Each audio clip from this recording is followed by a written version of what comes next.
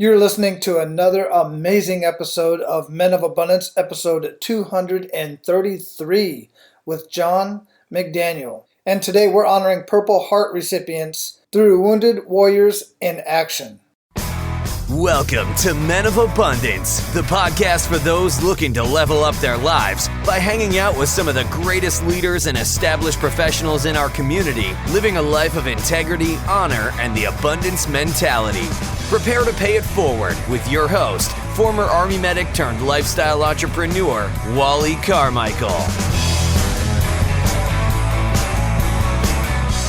What is going on, all of you amazing, abundant leaders out there? I am Wally Carmichael, your founder and host of the Men of Abundance podcast, the Pay It Forward community. This podcast is where you will find living proof that you can live a life of abundance and prosperity in family, faith, finances, and fitness. You have to make the decision and you have to take the action.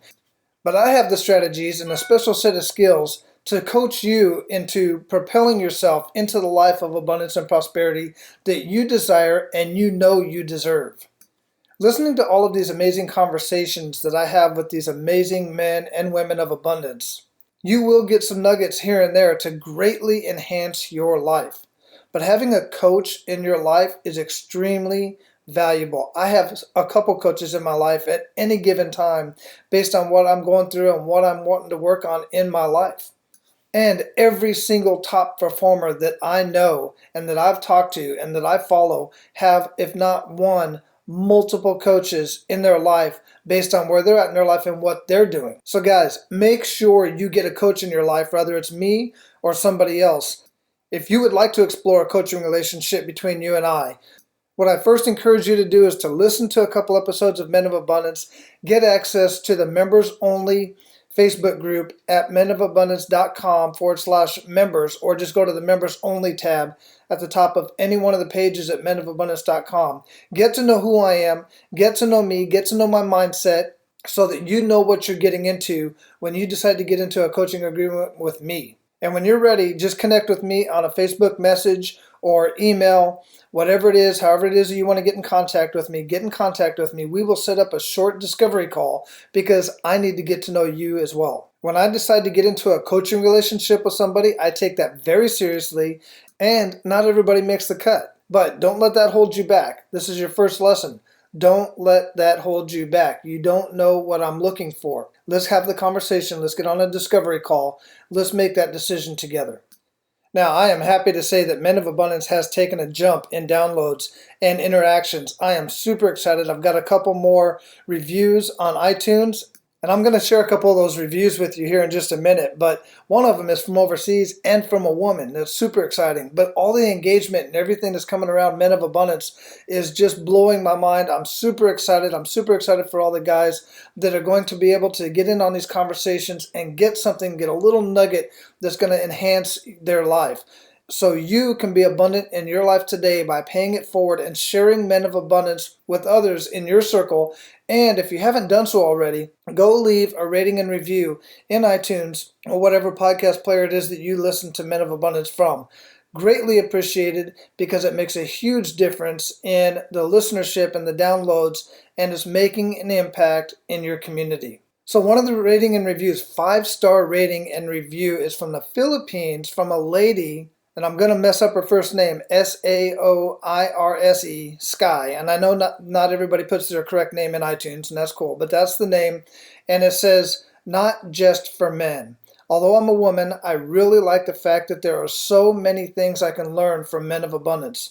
I would say it is not just for men, but for everyone looking for inspiration. Kudos." One of the latest is from DYLLL or DYLII, I can't tell which one. This is from the United States, a 5-star rating, says, "Thoughtful. Wally navigates a conversation like no one else. You can sense his sincere curiosity. This leads to a dialogue that isn't robotic and flows well. As a listener, I grab a hold of his curiosity. I love the questions he asks his guests. They are dead on. Man, that is greatly appreciated. I'll read one more. This one from another lady, Kelly Resendez, and she was actually a guest on Men of Abundance, episode 230. So go to menofabundance.com/230. She writes, great inspiration. Wally has created a show packed with wisdom and inspiration. If you want to live an abundant life, this is the show to listen to. Kelly and everybody else, I greatly appreciate all of your iTunes reviews and ratings. There's many more. I just can't read through all of them right now, but I just know I greatly appreciate every single one of you. All right, so I mentioned earlier we are talking today about Purple Heart recipients, and we're honoring them through the Wounded Warriors in Action Foundation. Our wounded warriors deserve so much more than our country provides. But here's the thing. While some sit around and complain about the resources and support our veterans are not receiving, John McDaniel, our featured guest today, decided to take on the responsibility of doing his part. And he is doing so in a way that is changing and saving lives. Guys, make sure you share this conversation with every man in your circles, but specifically, make sure you share this conversation with veterans that are in your life. Now, our featured guest today is Lieutenant Colonel retired John J. McDaniel.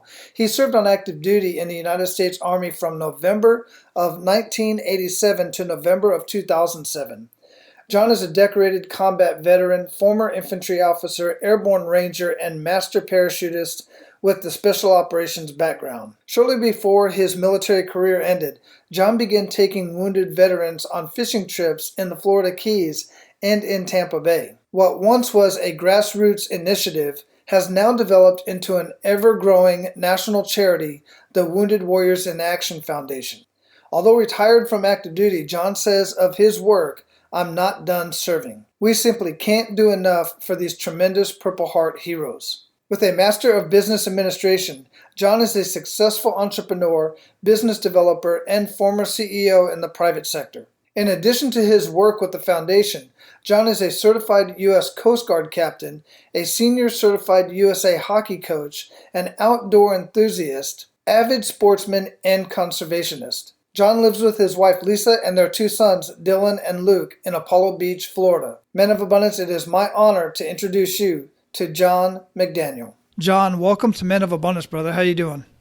I'm great, Wally. Thanks for having me. Oh, it's my pleasure, man. I got to give a shout out to David, man. He freaking is just an amazing dude. We've been kind of masterminding him and I, meeting just about every Monday since we met in person, actually, because we met on Facebook a couple of years ago, actually.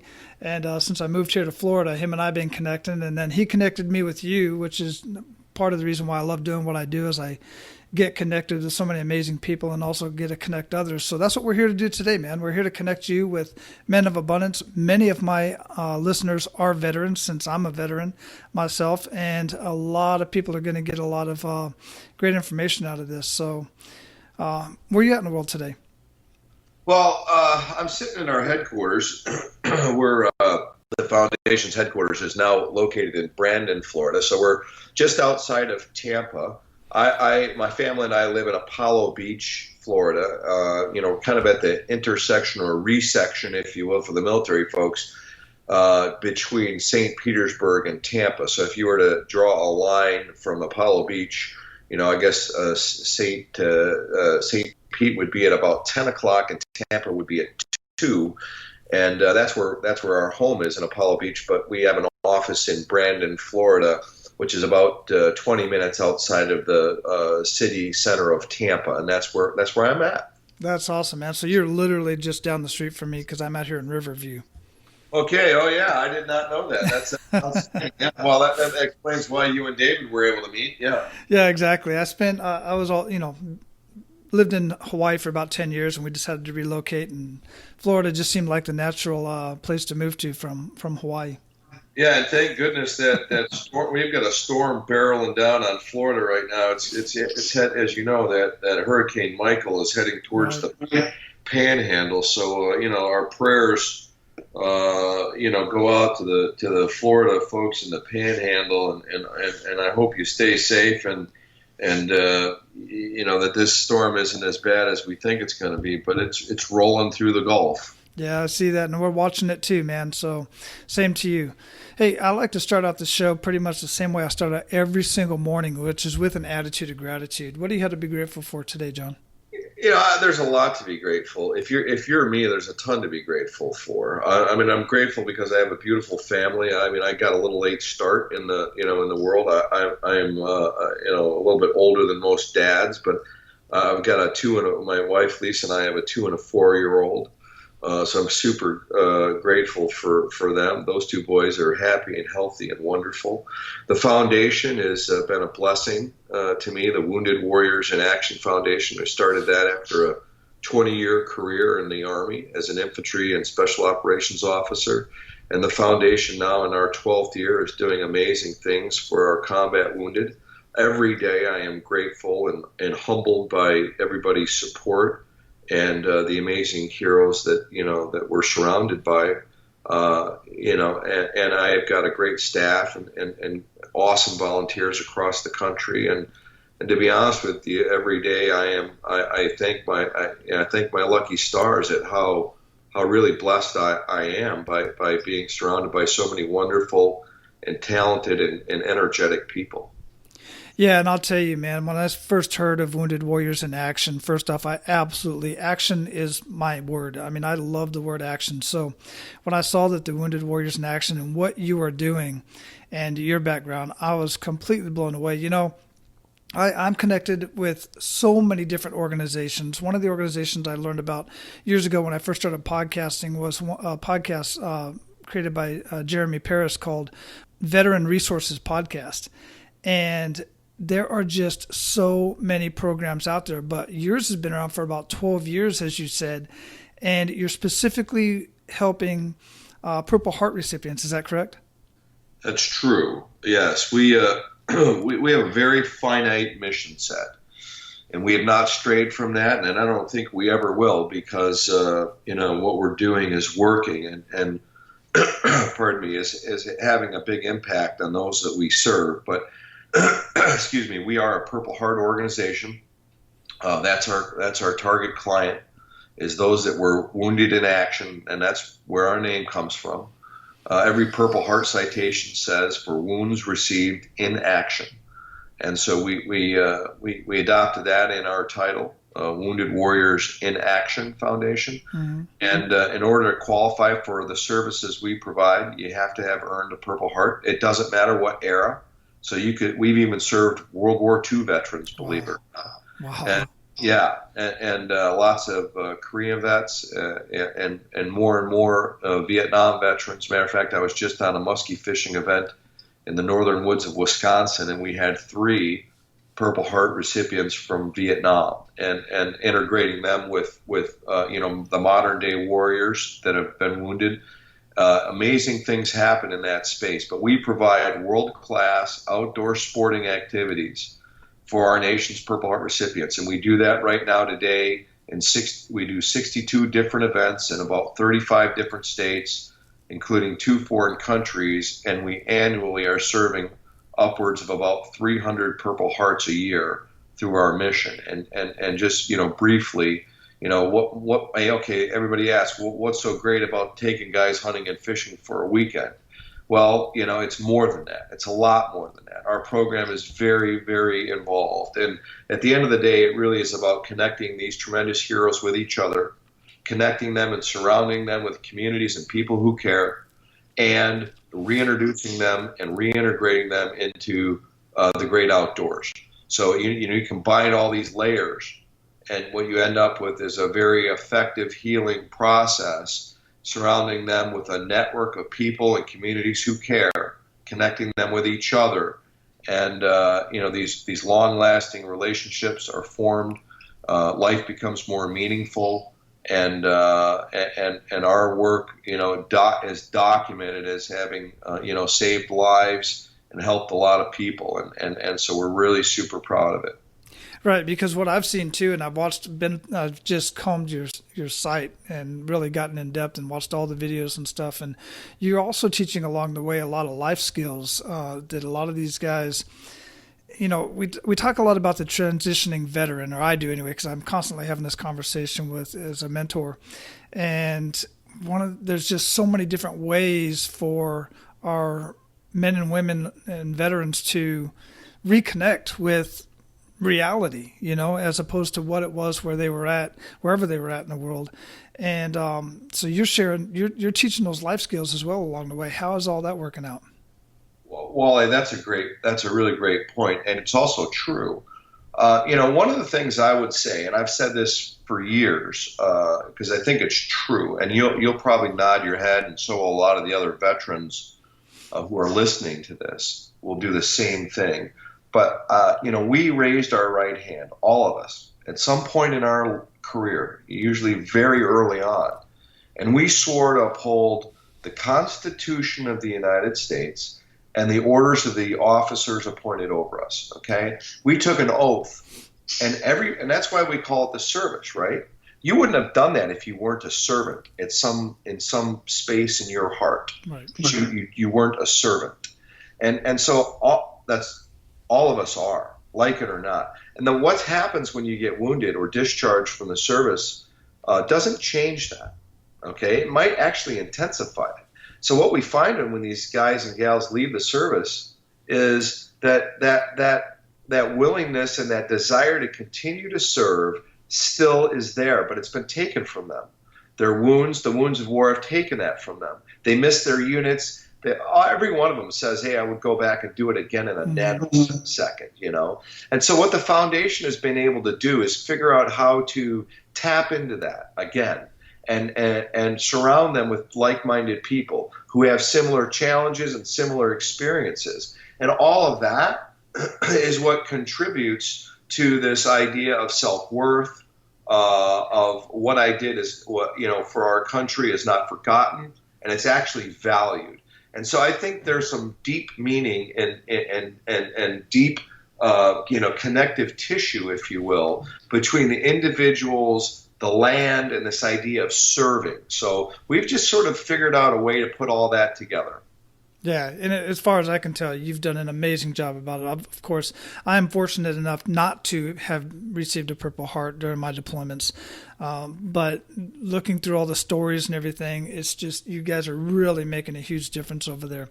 Now, John, one of the questions I like to ask on my show is, for Men of Abundance, is I like to highlight a kick in the gut moment. And the reason why I do this is because I want people to realize, and especially our veterans out there, and everybody knows that's been listening to the show for a while, that I like to bring up this kick in the gut moment because we all have them. It's what we do with that kick in the gut moment that makes the difference in our lives. So if you would, share a kick in the gut moment with us and really make us feel that. And it can either be personal or it can be professional or even something that you've dealt with since you've been working with the Wounded Warriors in Action program.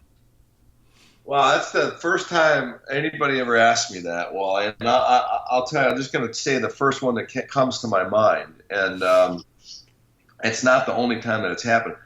It happens quite a bit in the nonprofit sector, you see. And my wife often says to me, I can't believe you're just going to take that, that you're just going to take that. And she knows me. I mean, I'm like the rest of it. I mean, I'm an infantry officer, I'm not going to shy away from confrontation. But I will tell you that I have learned over the years to suppress that, and it's not hard for me to do anymore. But when you get kicked in the gut, it happens all the time because I'm dealing with volunteers, for starters, and it's a lot of times it's like herding. I say it's like herding cats with a fistful of wet noodles. We had 3,600 volunteers across the country, and I'll tell you where the kick in the gut has come from. A few of them, taking guys under my wing, and coaching, teaching, mentoring them, and sharing, letting them on the inside, get exposed to inside baseball. I say inside baseball, but you have inside baseball. Business has inside baseball, and yes, this is a nonprofit, but it doesn't mean it's not competitive. I will promise you that what we're doing is more competitive than what you're doing. And what is happening out there in the private sector. You go, how is that possible? And everybody wants the nonprofit sector to join hands, sing Kumbaya, share information and resources, and just be average. I'm not average. Okay, and this foundation's not average. And we aren't average because we work really hard and we have to have a competitive edge. The nonprofit sector is more competitive, in my opinion, than is the for-profit sector. And I'll give you a good example why. We get the last dollar, man. Wally, we get the last dollar. I mean, you're going to feed your family, you're going to recreate, you're going to make your investments, you're going to make sure all your kids have shoes before you have any. You're going to do all those things first. And if there's anything left over at the end of the day, if you're feeling philanthropic, you're going to give it away to a charity. Maybe it's a church, or you're going to give it to an organization that you believe in. All right, so that's the last dollar. And so I'm competing for that last dollar. So if I let you in the inside of my circle and I coach, teach, and mentor you, and then you decide to break away from the herd and start your own organization that's exactly similar to what I'm doing, after you've been inside the teepee and you've got all my tactics, techniques, and procedures, that's a kick in the gut. And I don't care what anybody says. Now, you can say, oh, well, hey, the world's better because there's another nonprofit out there that's helping veterans. And that's a perspective, okay? That's a perspective. But that's not my perspective. If you've lost, now there's another competitor in this space, for example. That was the first kick in the gut that I received many, many years ago. But I've learned to turn the other cheek and just say, listen, God bless you. Go forward, do great things. I harbor no ill will.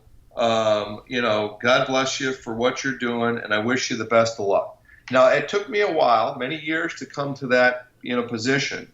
But you talk about a kick in the gut. To me, it's a loyalty issue.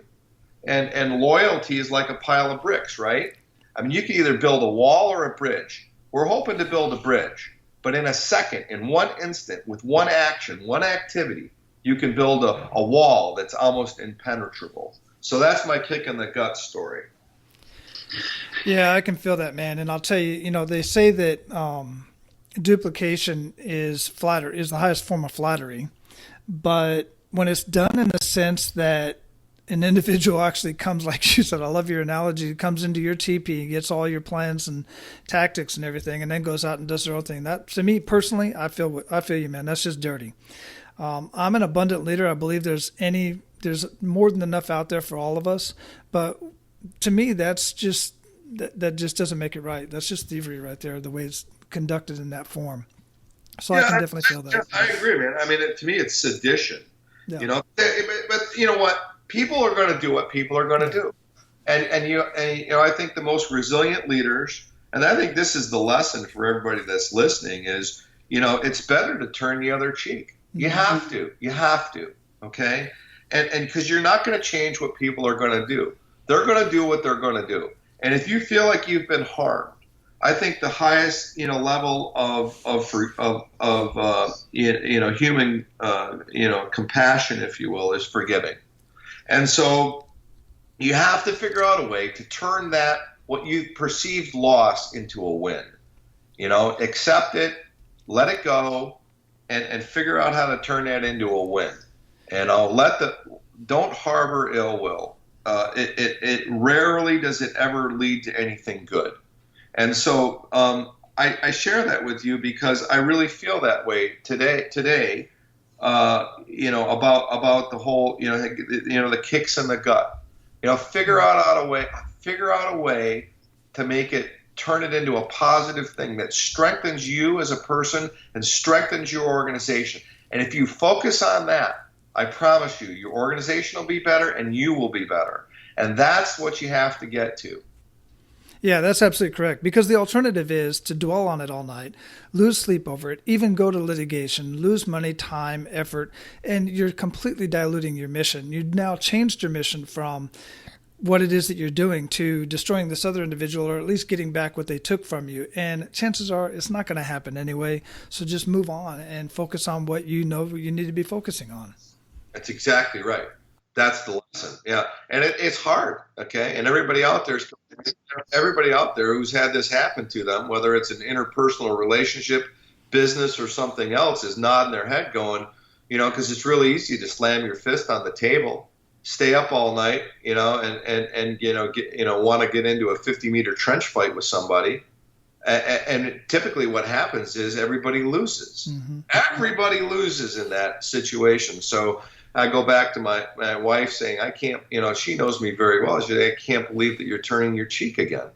And I go, hey, I'm doing it. Yeah, absolutely. I get that a lot too, man. So I just know you, goodness, all the people that you've worked with, all the veterans that you've helped. I would love to hear one or two just amazing good news stories that just stick out at the top of your mind of what you're doing and how it's changed one person's life and their family and even the community, because I know that's what's happening. Yeah, no, it is happening. Okay, well, I'll give you. Oh man, I have so many. I'll give you two real quick ones. The first one happened when I took a gentleman by the name of Victor. I won't mention his last name, but Vic, call him Vic. I took Vic out in the Florida Keys. This was early in the Foundation's history. We're going back to 2008. And now we operate in small groups of 3 to 5 because it's like how we fight. So it's much better now than it was back then. I was personally leading all of these missions for many years, but now we've got our heroes leading them.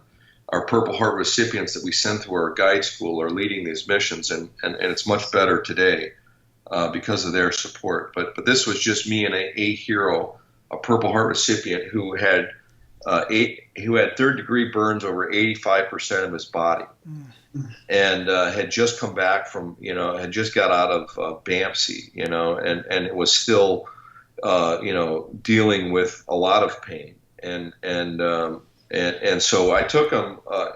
He came down to the Florida Keys.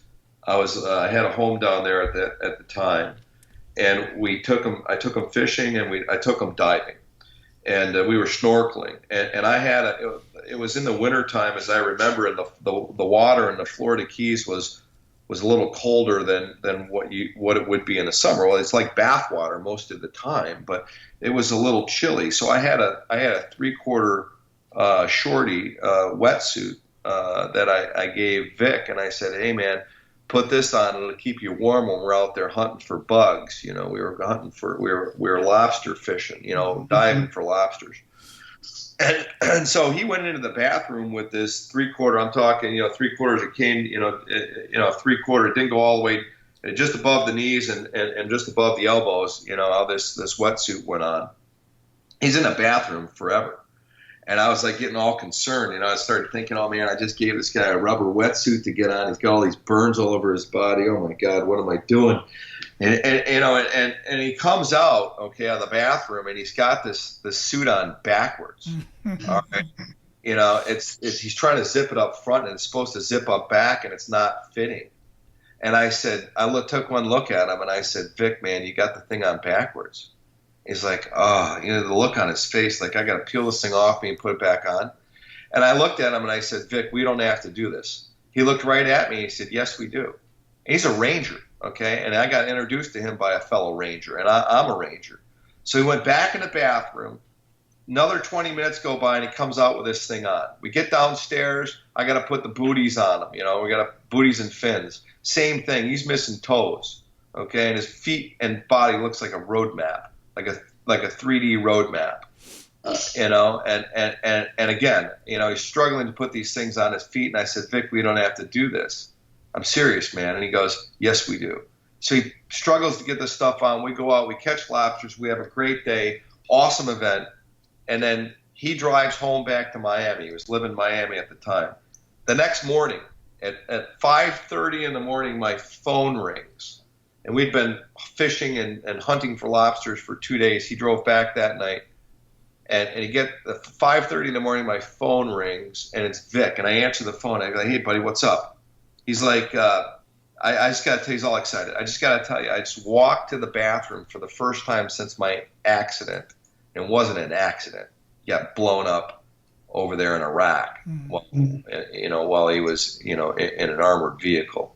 But anyway, he says, I walked to the bathroom for the first time since my accident without my slippers. And I just wanted to tell you, I feel great. And thank you very much for what you did for me. And I was like blown away. Like, what? Inside, like, what? And to me, Vic was the motivation for me to continue to do this, to find ways to connect with to these tremendous heroes and offer them opportunities that help them heal in their own way, whatever that might be. At the end of the day, that salt water and being in the water, and actually going out and doing things helped stretch his skin out. And it made him feel better when he got home. He actually did something that made himself feel better, that he didn't think he would ever be able to do again. And we went out and did that. And he called me that next morning to thank me for what we had done for him. And it was they call it an aha moment. It was the first real time that I was personally impacted by this work. And that now happens, day in and day out. And it's not just me that feels it. Mostly it's the heroes that are supporting our mission and all those tremendous volunteers across the country that are opening their homes and their lands, to these tremendous veterans. They're feeling the impact today. They're realizing what they're doing is making a difference in the lives that have made a difference in this world. And that's what makes this work really powerful. Man, that is powerful. That's extremely powerful. You said you had another one? Yeah. Well, okay. So I just told you I was up muskie fishing in Eagle River, Wisconsin. That's way, way, way up in the northern reaches of Wisconsin. And for those that don't know, muskie are one of the most highly sought after freshwater game fish on the planet. They're an apex predator. They get to be, in some cases, 50 inches. They can be huge, and a mouthful of teeth, eyes set forward in their head. They're predatory freshwater, massive, great fighting fish, but they're hard to catch. They're known as a fish of 10,000 casts. So we had a big benefit up there in Eagle River. Was our fourth annual event up there. Flew in heroes from all over the place. We had 3 Vietnam heroes, one of whom was a Vietnam veteran that was wounded in 1969 while with the 101st Airborne. His name was John. And John stepped on a landmine on patrol. He was a point man and lost both of his legs and was discharged, obviously immediately thereafter. Well, that's 1969. I got a newsflash for you. It's 2018. Okay, and everybody knows that generation, that Vietnam generation, was not welcomed home like our heroes are today.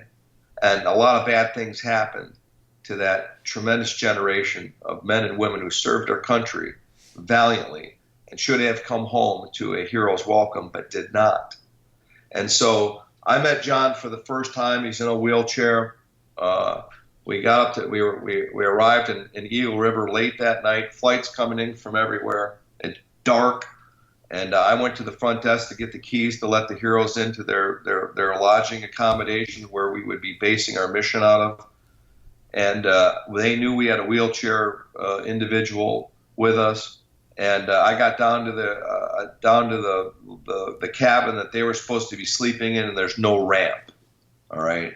So I got no American Disabilities Act compliant facility existed. And so I was like, oh man, I mean, we're really good planners. My organization leaves very few rocks unturned in our planning. As you can imagine, that's what I did for a living, is planned missions and operations and worried about details. Well, here we have a glitch in the plan. And I watched John get out of his wheelchair by himself with no legs. And I mean, literally, I mean, just an upper torso. Got out of his wheelchair in the middle of the night by himself, and figured out a way to get up this little incline with rocks and some steps, and he got inside before I could even blink my eyes. And I was standing there scratching my head, figuring out what we were going to do to get him inside.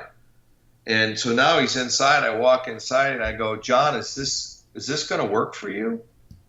And he looks right at me, and he goes, I can make anything work. I said, okay, well, stand by. So I left. I said, y'all stay here, take care of John, get settled in. I said, John, don't unpack your bags yet. I went back to the headquarters or the reception desk there, and I told him, I said, hey, listen, we got a guy down there in a wheelchair. He's got no legs. And there was no way for him to come and go. The shower facility's not going to work. I said, this is not a really good situation. Don't you have a ramp or American Disabilities Act compliant facility for this guy? And she said, no, we don't. And I had a key in my hand, and I said, where am I staying? She goes, you're over there in that building. So I looked across, the parking lot. I said, all right, just a minute. I went over there. I looked at where they had me staying, and it was this big room. There's an elevator going up to this, lodge, and where I was staying, and a huge king bed, and upstairs. And I said, oh my God. I ran back downstairs. I took the car back over to where John was. I said, John, let's go. Grab your stuff. We got him in the wheelchair, got him back in the car, drove across the compound, and got to the main lodge. And there was a nice little incline there. He was able to wheel his chair up to that. The elevator was wide enough for him. We got upstairs to the second floor, no problem. Opened the door for him, and I presented this beautiful king-size bed in this big room, with a nice shower that he could get we could get him into. And I said, here's your room, buddy. He looked right at me and he goes, this isn't my room. This is your room. I said, John, this is your room. This is not my room. This is your room, buddy. And he flat out almost refused to take it and got tears in his eyes. I was like, John. He goes, where are you going to stay? I said, there's a loft up there, buddy. I must be right up there, man. We're going to be roommates. He goes, I can't take your room. I said, John, this is your room. I insist. And he had tears in his eyes. He's been texting me ever since we got off that mission. He caught muskie. He had a great time. Nobody ever did anything like this for him. Can you imagine that? No, I can't. Yeah, that's what happened, man. That's badass, man. That's just badass. It hits home for me because two of my uncles on my dad's side, and one on my dad's side, one on my mom's side, were both in Vietnam. Uncle was an MP, and then my dad's brother, my mom's brother, was in the 101st Airborne Division, and did back-to-back tours in Vietnam. Because he was single, he didn't have no immediate family. He just took everybody else's missions as much as he could for those guys who did have families. And then when he got back to Arizona, he created I still have the newspaper clippings on this, he created a Vietnamese training camp in Phoenix to give new recruits an idea of what they're getting ready to get into. And my grandfather, my mother's dad, committed suicide because he had gangrene from a hunting accident, and then my uncle Drew committed suicide. I'm looking at a picture of him right now in his uniform, and so it hits home. I mean, I know exactly what these guys went through coming back. Well, from the stories anyway. And I'll tell you, nobody that I personally know, and I never met my Uncle Drew. He passed before I was born, but my Uncle Eddie, my dad's brother, he came home several times. In fact, he's the one that encouraged me to join the Army when he was a first sergeant. He never once talked about Vietnam. Never once. He never talked about his experiences over there. He was an MP at the time. And because I know the pain that they went through. But, John, for you to do that for these guys and for John and many, many others, I know you got a million stories like that. Thank you. Thank you from the bottom of my heart. It really means a lot to me. As a veteran and as just as a guy who's got a lot of military in my background. And my boys my oldest is in the Army now. My middle one's getting ready to join the Air Force. And the youngest one wants to be a Navy SEAL.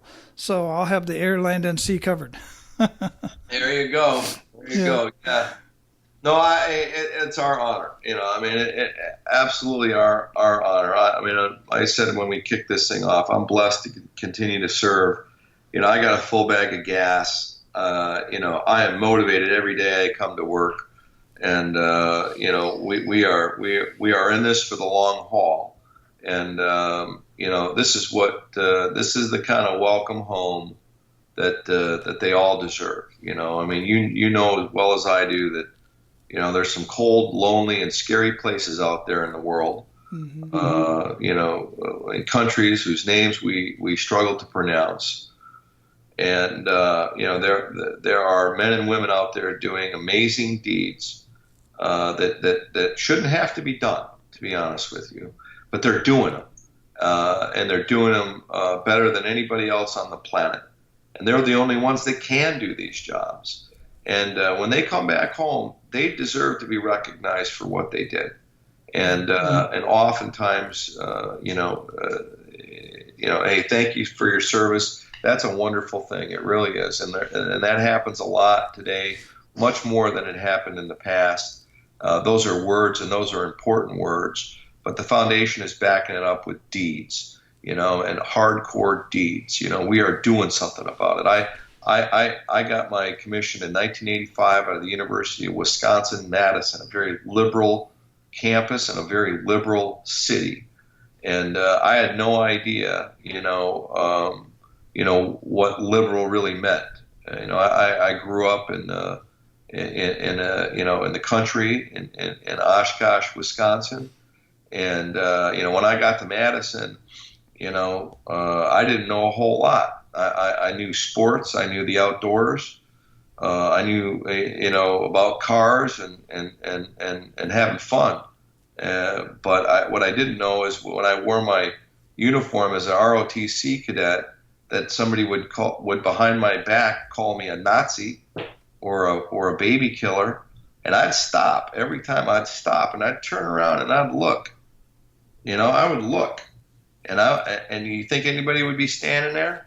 Nobody'd be standing there. Mm-hmm. And I'd like, okay, and then I studied the Vietnam Wars, plural. Apocalypse Now was a movie that had just come out. And I remember, in high school seeing that movie and being absolutely moved by it. And I read books. I had a voracious appetite for, what Vietnam, the Vietnam Wars were all about. And so I learned as much as I could. And the number one thing I learned is that our service members, went over there and fought a war that was ultimately very unpopular. And they came home to an absolute mess. And I just said, I committed myself back then to do something about it. On my watch, that I would do something that would help prevent that from ever happening again. And so that that's my story. And I just combined all the things I was passionate about. This country, men and women who get wounded serving her, and the great outdoors. And this is what I came up with, and we're very fortunate, now in our 12th year, to enjoy the success that we have. And success is defined by how many lives you affect, and I think we're doing a good job, Wally. Yeah, I think you are too, man. So, John, we're at the point of the program where we're going to pay it forward to our abundant leaders. You ready to do that? Sure. Guys, today I want to tell you about this amazing business founded by Justin Myers called Signs by Veterans. And the background on this is Justin is a disabled combat veteran who honorably served for 6 years as a gunner's mate in our United States Navy. He is most known throughout our military and local communities as his gallant actions during the 2010 pirate attack on the amphibious dock landing ship, the USS Ashland. His valiant efforts led to the first judicial conviction for piracy in over 200 years, thus gaining the nickname Pirate Hunter. Since transitioning out of the service, Justin has been solely focused on utilizing his military skill sets within the civilian business world to progressively develop into a sales and business operations professional. He attended Charleston Southern University, where he now serves as the Board of Visitors. To express his dedication to help veterans, Justin contributes to scholarships to aid in the transition for these students from military specialists to business professionals. He now provides expert business advice and focuses on providing the tools for taking the skill sets developed inside the military and effectively applying them to not only the civilian business world, but to improve and develop one's overall life. His self-proclaimed innovation, Excellence Expected, is not just a hashtag, but is a mindset that helps support his dedications and wants for the rest of the world. Justin is the former VP of thesignschief.com Inc., one of America's most versatile online signage companies, providing top quality signage for many of the Fortune 500 companies, as well as over 190,000 small businesses across the United States and internationally. Now, in December 2017, Justin resigned from the position as VP to fulfill his life's highest purpose, to develop the veteran community as well as those seeking to elevate their life. In April 2018, he officially founded Signs by Veterans, where his mission is to continue veteran development through selfless service for their clients. Justin believes that generating purpose in veterans will truly decrease the suicide numbers down from the current 22 a day. Justin is recognized throughout the industry as a leading expert and influencer. He has been featured in Signs of the Times and Sign Builder magazine. He has been nominated for Forbes 30 Under 30, achieved the top 3 finalists for Digital Output's International Sign Application of the Year in 2017, and has appeared on over 30 different podcasts, to include now Men of Abundance. And guys, I have to say, I just recently had a conversation with Justin. He was introduced to me by Deuce Pesic, one of my past guests, just an amazing man. And you can check out my conversation with Deuce in the show notes. I'll drop that down there as well. Just go to menofabundance.com/232. But Justin is an unbelievable man. When I first got on the phone with him, I knew right away with our conversation that him and I have so much in common. First off, we're both veterans, and we still have this deep desire to continue to serve our fellow veterans and people in our community. But Justin has truly taken it to a whole different level, and not only am I highlighting him and his business here today, I'm also scheduled to have a conversation with him down the road where you're going to be able to hear his full story, and we're going to have that conversation. So make sure you're subscribed and stay tuned. Justin, I'm super proud of you, brother. I'm proud to have had a conversation with you already, and I'm super excited for all of the lives that you're changing with your business, Signed by Veterans. Thank you very much from the bottom of my heart. You are a true abundant leader. Now, let's get back to the conversation. Share 1 to 3 actionable steps that men of abundance can take today. All right, number one, figure out how to make a difference in other people's lives, a positive difference. Okay, that's number one. And really think about that. And start with yourself, and then work towards your family, because you got to be well yourself before you can help others. So that's step number one. Step number two, focus on the truth. Okay, truth sometimes is really hard, but I want you to find the truth, whatever it is, and understand it, internalize it, and accept it. That's hard, but seek the truth, always. And then, and lastly, think about relationships. Okay, whether you're in business, for profit, not for profit, or with your family and your friends. Okay, relationships are the key to everything, and you got to cultivate them. It's like a garden. Okay, and you have to have good relationships. They say in business it's all about one thing, right? Location, location, location. I don't think that's true. I think those things are important, but I would say in business and in life, it's all about the relationship.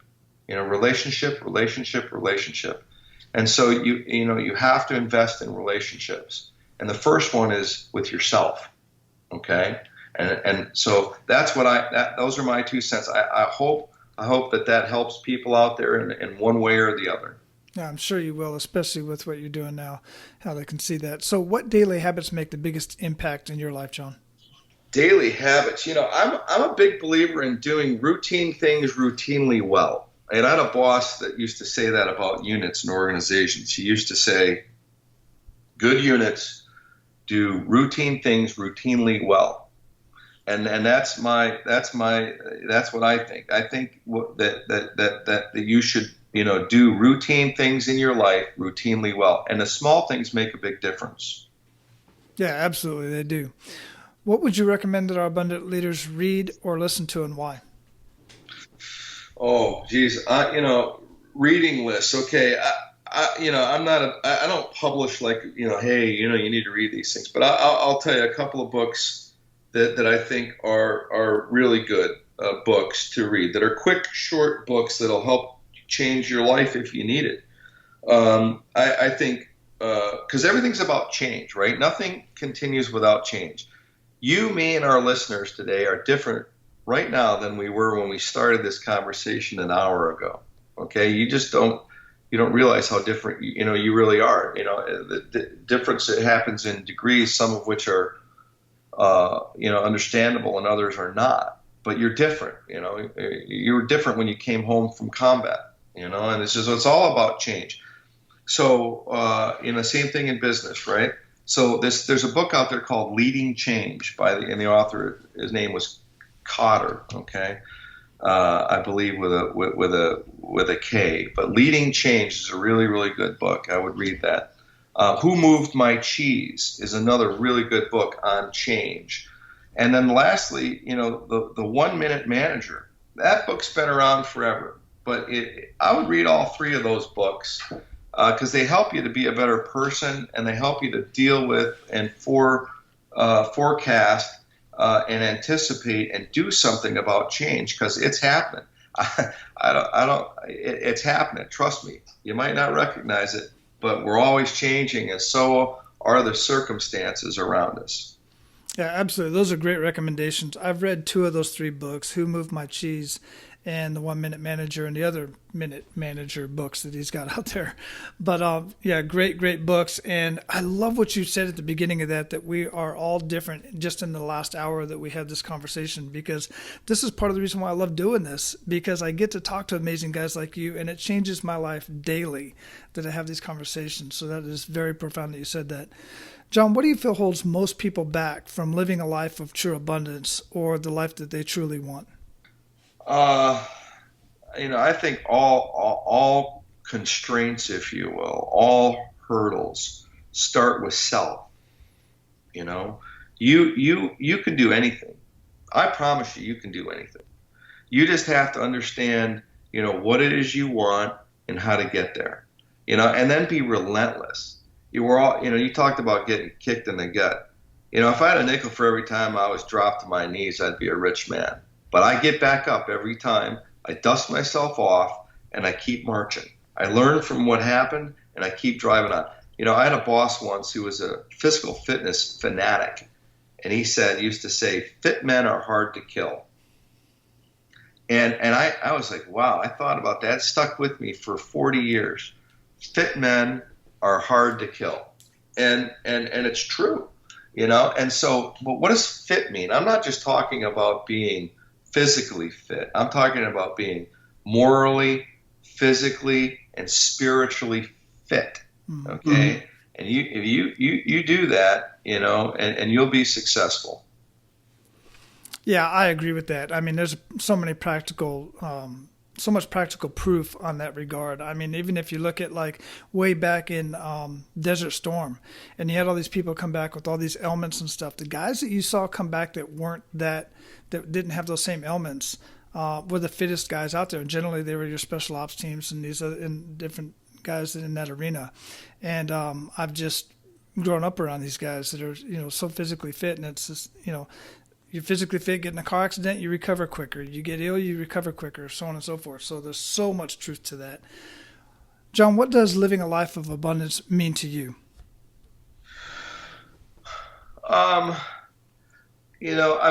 Let's talk about the concept of wealth for a minute, because a lot of people think, wealth is money.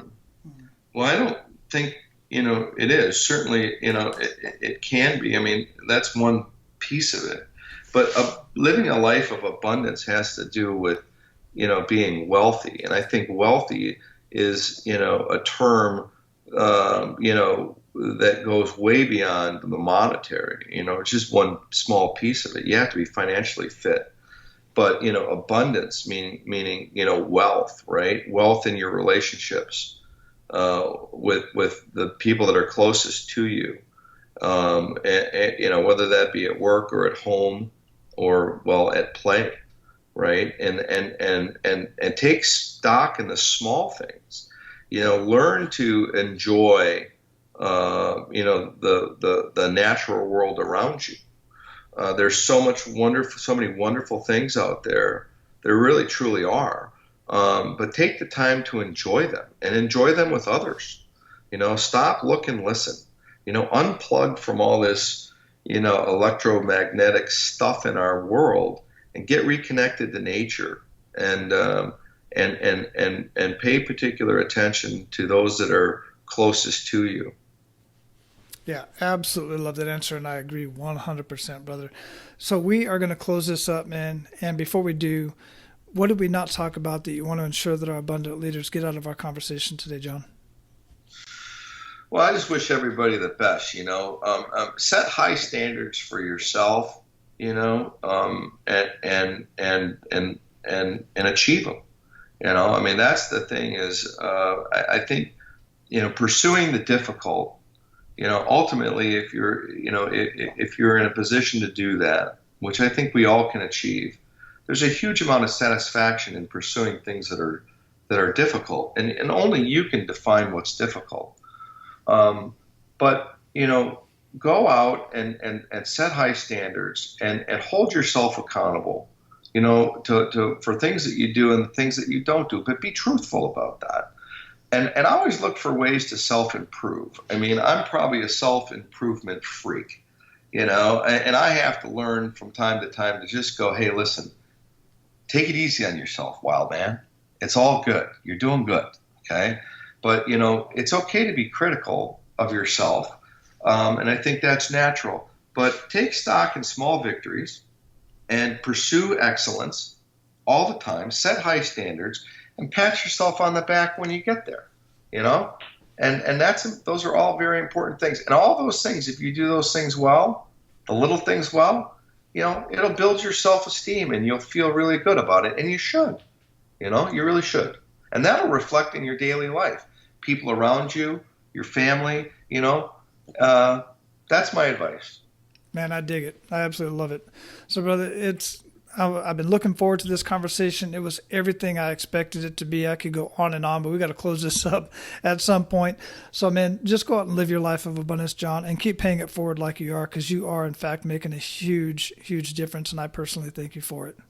Well, you got a great program, brother, and you've just motivated me. You really have, and I appreciate all that you've done. I appreciate your service, your time, and I hope your audience has enjoyed our chat. I certainly have. Great questions, great interview, and best of luck and Godspeed to you. Let's try to reconnect down the road again and see where we're at. Yeah, absolutely. Okay, thank you. All right, guys, so your action steps for today are: number one, share this episode with everyone in your circles, men and women, veteran or not, because you don't know who knows other veterans and who this message can get out to. Then go to menofabundance.com/233. Click on the link in the show notes down at the bottom, Wounded Warriors in Action Foundation. Visit the site. It's absolutely beautiful site, but you got to see what's going on at this site. And if you are so inclined, provide a much needed donation. Be abundant in your life today and share your resources with others. And this is going to an amazing cause. And make sure you share that website with others in your circle as well. And one more action step for the day. Get involved in your community one way or another. Look, I talk a lot about veterans because I'm a veteran and I have a lot of friends that are veterans. It's just my brothers and sisters. But listen, there are many other people in your community that need a helping hand. They need a pat on the back. They need you to say good morning, good afternoon, good evening to them. I'm talking about people like your mail handlers. I'm talking about the teachers that teach your children. I'm talking about the principal. Who gives love to the principal of the school? Give some love, a handshake, a fist bump, a good morning to the security at your school, to the people in your community that you see every single day that are there serving you, and they don't get the love that they deserve. Give them some love. Show them the abundance that you have in your heart, and show them the abundance in the world by telling them, I want you to live your life of abundance today, be abundant in your thoughts and actions, and go out and pay it forward to somebody else. What do you think? Can you do that? I think you can. In fact, I know you can, and I greatly appreciate you for it. Now, Go out and live your life of abundance, and make sure to pay it forward.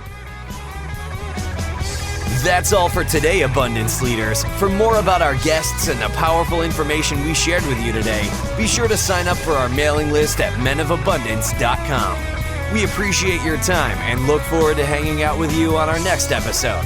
So until then, be sure to pay it forward and live your life of abundance.